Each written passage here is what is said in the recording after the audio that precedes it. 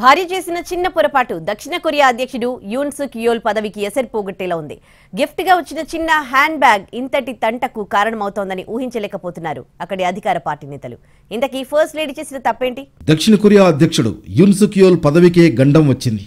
ఆయన భార్య Kim Keon Hee ఓ చిన్న హ్యాండ్ బ్యాగ్ ని గిఫ్ట్ గా తీసుకున్నందుకు పెద్ద చిక్కొచ్చి పడింది. దక్షిణ కొరియా అధ్యక్షుడయ్యారు యూన్ సుక్ యోల్.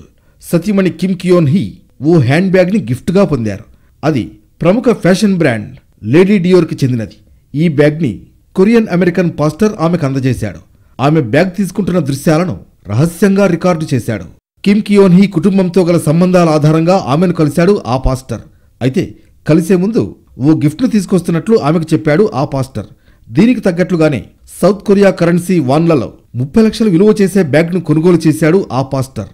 అంటే దాని విలువ 2250 అమెరికన్ డాలర్లు. బ్యాగ్ ను కొంటున్న దృశ్యాలతో పాటు దాని ప్రైస్ ట్యాగ్ ను కూడా రికార్డ్ చేశాడు. తర్వాత సౌత్ కొరియా ప్రథమ మహిళ కిమ్ కియోన్ హీ ఆఫీస్కి వెళ్లాడు. ఆమెకు బ్యాగ్ ను అందజేశాడు. ఇదిగో మీకు గిఫ్ట్ అంటూ ఆ పాస్టర్ ఇవ్వగానే ఆమె తీసుకుంది. 2022 సెప్టెంబర్లో జరిగిన ఈ సంఘటనకు సంబంధించిన వీడియో గత ఏడాది నవంబర్లో వైరల్ అయింది. దక్షిణ కొరియాకు చెందిన ఓ న్యూస్ ఛానల్ ఆ వీడియోని ఎడిట్ చేసి మరీ ప్రసారం చేసింది. దీంతో రాజకీయ దుమారం మొదలైంది. ఈ మొత్తం ఎపిసోడ్ని అధికార పీపుల్ పవర్ పార్టీ తోసిపుచ్చింది.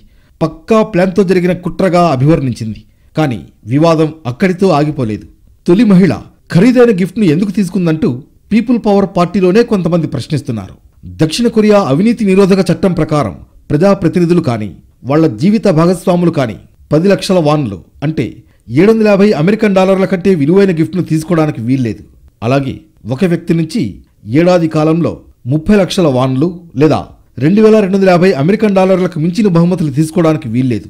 అయితే కిమ్ కియోన్ హీ ఈ 2 రూల్స్ ని ఒకేసారి బ్రేక్ చేశారు. దీంతో సౌత్ కొరియాలో రాజకీయ దుమారం రేగుతోంది. వచ్చే ఏప్రిల్లో ఎన్నికలు జరగనున్నాయి. దీంతో అధ్యక్షుడు యూన్ సుక్ యోల్ కు చిక్కులు తప్పేలా లేవు.